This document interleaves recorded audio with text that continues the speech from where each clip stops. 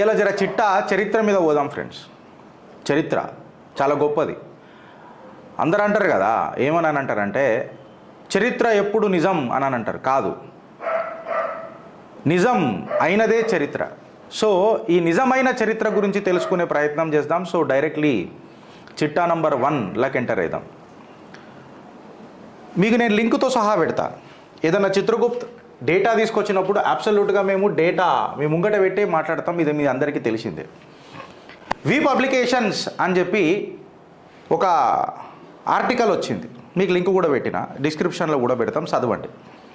ఈ మొఘల్స్ ఎవరైతే ఉన్నారో మూతబరి చలాస్తున్నారు కదా యావత్ దేశంలో, ఇలా చరిత్ర మాది గొప్పది ఎక్సెట్రా ఎక్సెట్రా అని కొంతమంది పుత్రులు.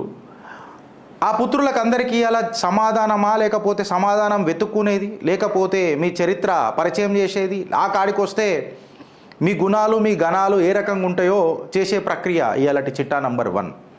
The Mughals, the sexual predators of the Mughal మన డైనాసిటీలు ఎవరున్నారు అని అంటే మొఘల్. ఒక లైంగిక వేధింపులు అని అంటారా, ఇక దీన్ని ఏమంటారా నాకు తెలియదు. సెక్షువల్ ప్రిడేటర్ అని చెప్పి ఇంగ్లీష్లో అయితే సూపర్ వర్డ్ ఉంటుంది. ఈ మొఘల్ డైనాసిటీని ఒక సెక్షువల్ ప్రిడేటర్స్ అని అంటారు. అంటే ఇక క్రూర మృగాలు, లస్ట్ అని అంటాం కదా, ఆ లస్ట్ కొరకు వీళ్ళు ఒక క్రూర పైన మృగాలు.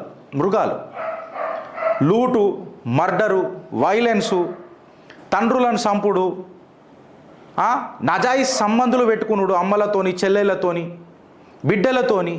ఇది మొఘల్ హిస్టరీ.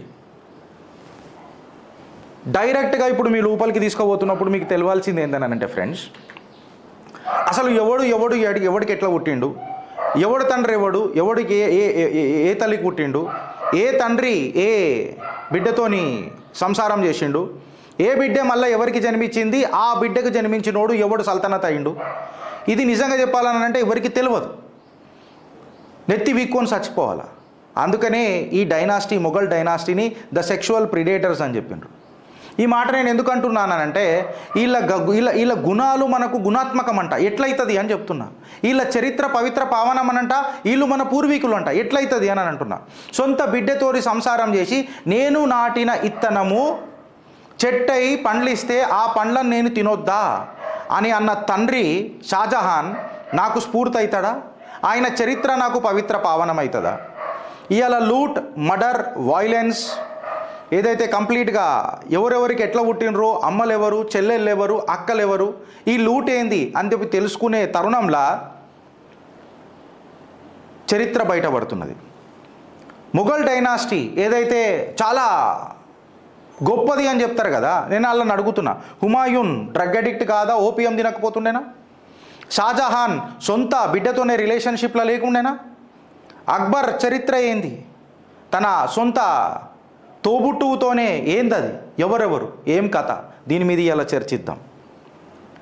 అసలు అక్బర్ జిల్లేహిలాహి అక్బర్ అని అంటారు కదా, అక్బర్ రాజ్యంలో ఎంతమంది అమ్మాయిలు ఉండనో లెక్క పెట్టని లేని పరిస్థితి. ఇది చరిత్ర. ఆయన లస్ట్కి కారణమైన వాళ్ళు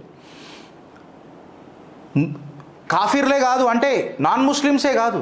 చాంద్ బీబీ ఆ పేరు చెప్తున్నా, ముస్లిం ఉమెన్ కూడా ఎన్ని అరాచకాలకు గురైందో ఒకసారి మీరు అర్థం చేసుకోండి.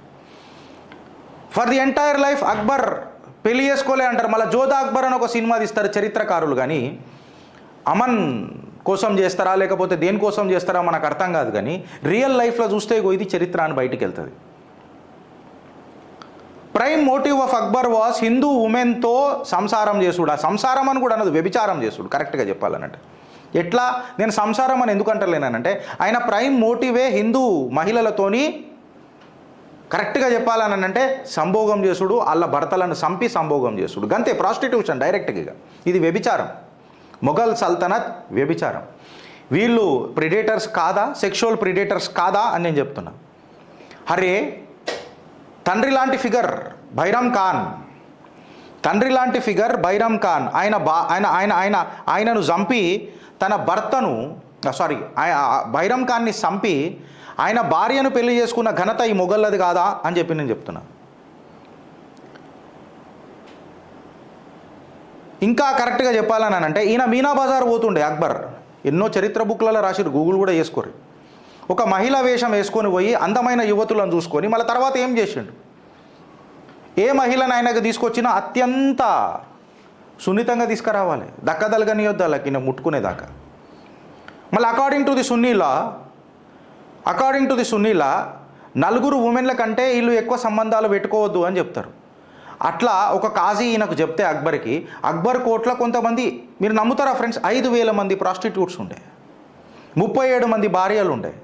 మళ్ళీ సున్నీ లా ప్రకారము నలుగురు కంటే ఎక్కువ ఉండొద్దు కాబట్టి కాజీ చెప్పిండని కోపం వచ్చి ఈ అక్బరు సున్నీ కాజీని జరిపేసి షియా కాజీని తీసుకొచ్చి మల్టిపుల్ టైమ్స్ ఆయన లస్ట్ బయట వ్యక్తం చేయలేదా? చరిత్రకారులు ఇది మాట్లాడలేదా? ఈ చరిత్ర మనకు ఎందుకు పరిచయం చేయలేదు? అక్బర్ మార్గ్, ఔరంగజేబ్ మార్గ్, షాజహాన్ మార్గ్, పీగుడు మార్గ్, కోన్సా మార్గ్, ఇస్కా మార్గ్ క్యా హై? లస్టా వీడి మార్గ్?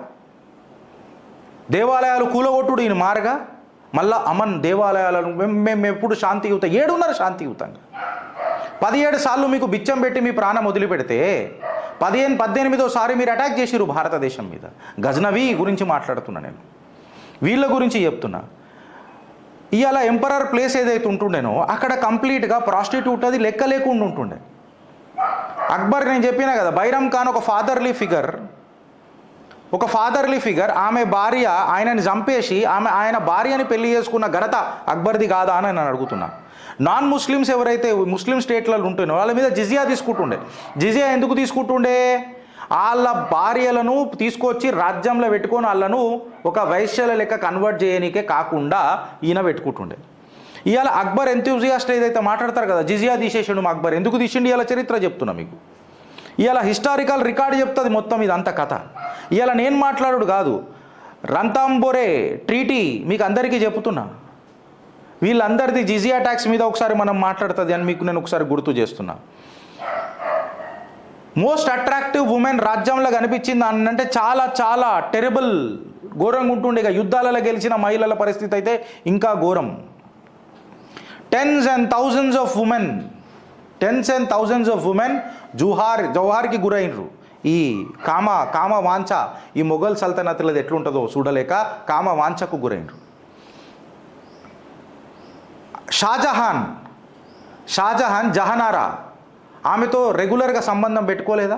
నేను నాటిన ఇత్తనం చెట్టై రేపు పండ్లు ఇస్తే ఆ పండు తినే హక్కు తండ్రికి లేదా అని చెప్పి మాట్లాడిన ఆ కామ పిశాచి, the sexual predatorship of Mughal dynasty మీకు నేను పరిచయం చేస్తున్నా. జహనారా ఒక ఆమెతోనో కొంత లవ్ చేస్తే ఎక్కడ అదైపోతుందో అని చెప్పి మొత్తము ఆమెని ఒక వార్డ్రోబో ఆమె తయారయ్యే రూమ్లో ఎక్కడనైతే ఆయన దాచిపెట్టిందో జహనారా, మొత్తం రూమ్ దహనం చేసిండు షాజహాన్. ఇది చరిత్ర కాదా? అదే నువ్వు నాన్ ముస్లిం ఉమెన్తో మాత్రము రెగ్యులర్గా నువ్వు వాళ్ళతో అడ్డమైన చాతలు చేసినావు. అదే ముస్లిం ఉమెన్ ఎస్పెషలీ ఇలా షాహీ ఖాందానికైనా వచ్చిన వాళ్ళు నాన్ ముస్లిమ్స్తో సంసారం చేయతో చాలా ప్రెస్టీజ్ ఇష్యూ అవుతుండే. ఇది నేనన్న మాట కాదు, ఇది ఎక్కడ ఫ్రెంచ్ ఫిలాసఫర్లు ఎక్సెట్రా వీళ్ళందరూ ఈ స్టోరీలను మనకు రాసి పెట్టిండ్రు. మీకు ఒకసారి గుర్తు చేస్తున్నా, అక్బర్ దగ్గర షాజహాన్ రాయల్ ఆస్ట్రాలజర్స్ ఎవరైతే 13 సంవత్సరాల బ్రాహ్మణ్ బాలిక ఉండెనో, షాజహాన్ దగ్గర ఉన్న రాయల్ ఆస్ట్రాలజర్లల్లా 13 సంవత్సరాల ఎవరైతే బ్రాహ్మణ్ కులానికి చెందిన ఒక బాలిక ఉండెనో, ఆమెని డ్రగ్ చేసి తన ఫాదర్ దగ్గరికి పంపిన చరిత్ర జహనారాది కాదా? షాజహాన్ చచ్చిపోయిన తర్వాత ఔరంగజేబుని అవాయిడ్ చేయనికే ఈ పిల్ల యాసిడ్తోని ముఖానికి రూసుకున్నదా లేదా? ఇది చరిత్ర కాదా? గూగుల్ చేసి చూసుకోరు. వీళ్ళ లాస్ట్కి ఎంతమంది బలైనరు అని అన్నది ఒకసారి చూడుండ్రి. వీళ్ళు నా చరిత్ర ఎట్లయితారు అని అంటున్నా. ఇది బాబర్ దేశం కాదు, ఇది భారతదేశం అని చెప్పి పదే చిత్రగుప్త అందుకే చెప్తుంది. According to the historian Francis Bernier, నేను మాట్లాడుతున్న మాట కాదురా, ఇదంతా వాళ్ళు రాసిరు. గిరీష్ గాడు ఏదున్నా సరే చరిత్ర లెక్క చెప్తాడు. నిజమున్న దాన్నే చరిత్ర చేయడానికి ప్రయత్నం చేస్తా. అకార్డింగ్ టు ది హిస్టోరియన్ ఎవరైతే మన ఫ్రాన్సిస్ వర్నియర్ ఎవరైతే ఉన్నారో, Shahjahan Mumtaz Mahal oldest daughter, exact mother లెక్క ఉంటుందని చెప్పి బిడ్డతోనే పెట్టుకున్న సంబంధాలు. వాళ్ళు కాఫీర్ల బిడ్డలని పిల్లలని ఇడిచిపెడతారా? ముంతాజ్ డెత్ తర్వాత కూడా మనం ఏమైందో మనం అందరం చూసినాం. ఇది మీకు పరిచయం చేస్తున్న చరిత్ర. ఇంకొక చిన్న చరిత్ర ఉన్నది, చిన్న ఒక పాస్ తీసుకుంటున్నా, మీకు చెప్తున్నా. భారత్ మాతాకి జై.